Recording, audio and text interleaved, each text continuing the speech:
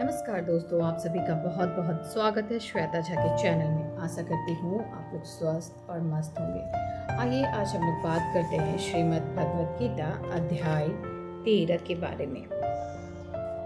13 अध्याय का नाम है क्षेत्रज्ञ विभाग योग। इसमें भगवान श्री कृष्ण अर्जुन को शरीर क्षेत्र और आत्मा क्षेत्रज्ञ के बीच का भेद समझाते हैं।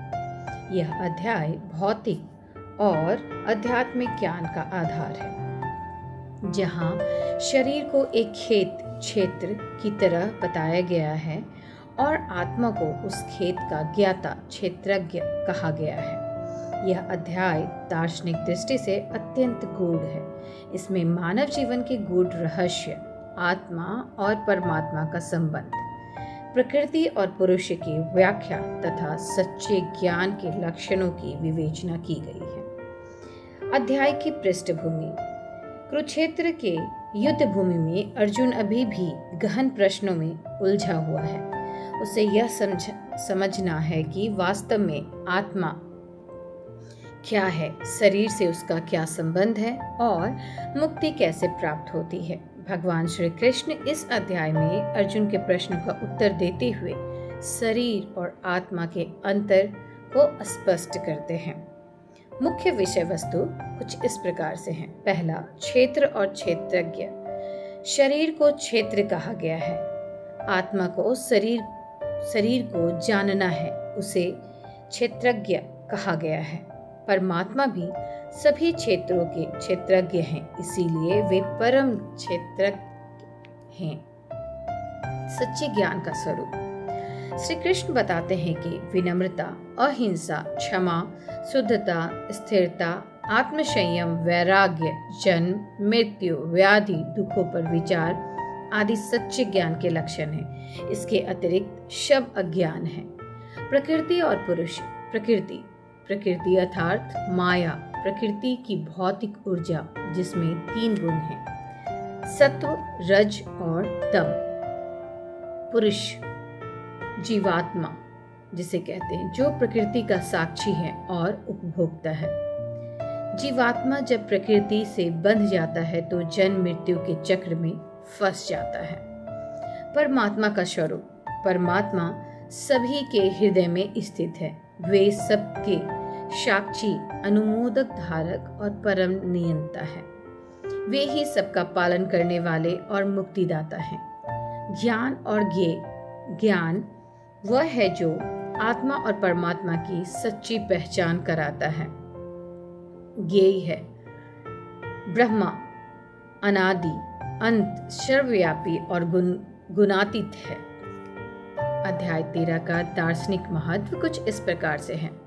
शरीर अस्थायी है। यह 5 महाभूतों से बना है और नश्वर है।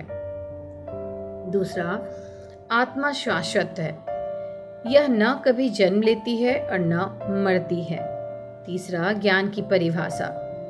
केवल विद्या अर्जन करना ज्ञान नहीं, बल्कि आत्मा परमात्मा का भेद समझना ही सच्चा ज्ञान है।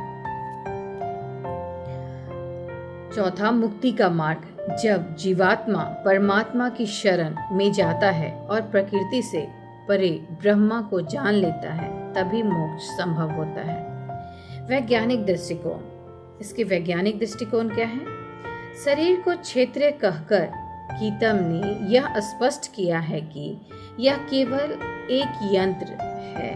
आधुनिक विज्ञान भी मानता है कि शरीर तत्वों कार्बन, जल, ऊर्जा से बना है।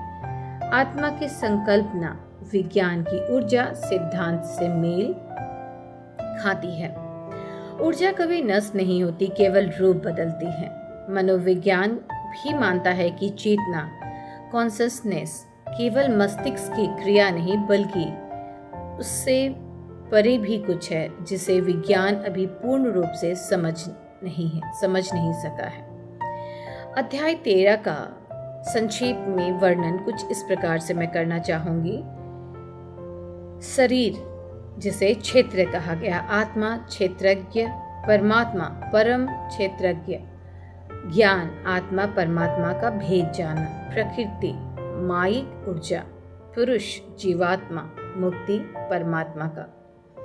कुछ महत्वपूर्ण श्लोक और उनके भावार्थ इस प्रकार से हैं। श्लोक 13.1 अर्जुन उवाच प्रकृति पुरुष चैव क्षेत्र क्षेत्रज्ञमेव च एतद्वेदितु मी दुजामि ज्ञान ज्ञेय च केशव। अर्थात अर्जुन ने कहा, हे केशव, मैं प्रकृति, पुरुष, क्षेत्र और क्षेत्रज्ञ तथा ज्ञान और ज्ञेय के विषय में विस्तार से जानना चाहता हूँ।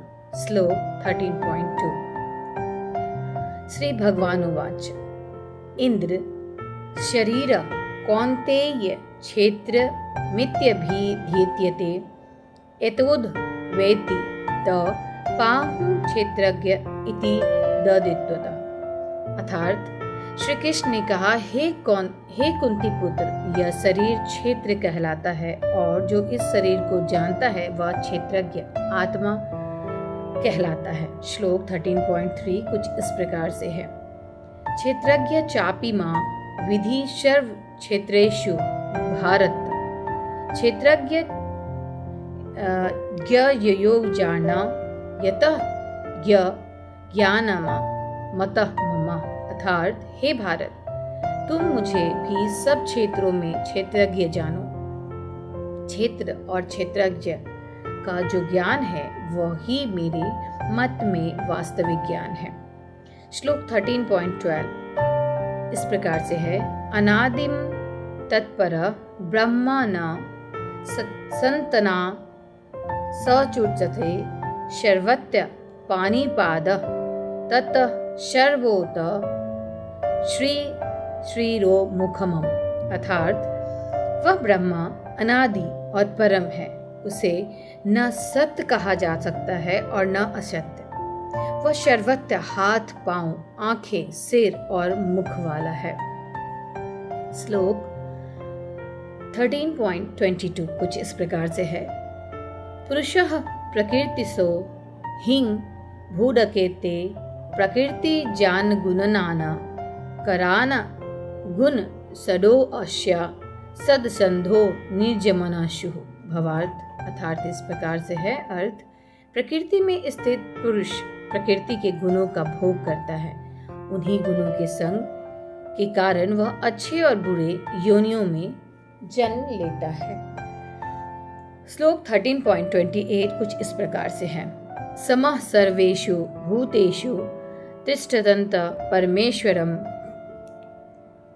विनिश्यन्तवश्व विनिश्यसन्ततः यः पश्यति स पश्यति। अर्थात जो पुरुष परमेश्वर को सभी प्राणियों में समान रूप से स्थित देखता है वह वास्तव में देखता है। श्लोक 13.34 कुछ इस प्रकार से है। यथा प्रकाश यक्त्येकः कृत्सनः लोक मिम रव्यः क्षेत्री तथा कृत्सनः प्रकाशयति भारत। अर्थात जिस प्रकार सूर्य अकेला संपूर्ण जगत को प्रकाशित करता है, उसी प्रकार क्षेत्रीय आत्मा संपूर्ण शरीर को प्रकाशित करता है। इस अध्याय का निष्कर्ष कुछ इस प्रकार से है। गीता का यह अध्याय हमें यह सिखाता है कि शरीर अस्थायी है, आत्मा शाश्वत है और परमात्मा ही परम ज्ञेय है। जो मनुष्य इस भेद को समझ लेता है वही सच्चा ज्ञानी बनता है और अंततः मोक्ष को प्राप्त करता है। यह अध्याय हमें यह भी बताती है कि अहंकार, वासना, लोभ, मोह आदि से ऊपर उठकर जो मनुष्य आत्मा और परमात्मा का साक्षात्कार करता है वही संसार बंधन से मुक्त होकर परम आनंद को प्राप्त करता है। आशा करती हूँ आप सभी को यह वीडियो अच्छी लगी होगी। प्लीज़ मेरे वीडियो को लाइक करें, शेयर करें, सब्सक्राइब करें और अपने सुझाव कमेंट बॉक्स में ज़रूर लिखें और अपना ख्याल रखें। जय श्री कृष्ण, जय श्री कृष्णा, जय श्री राधे। अपना ख्याल रखें। Bye bye.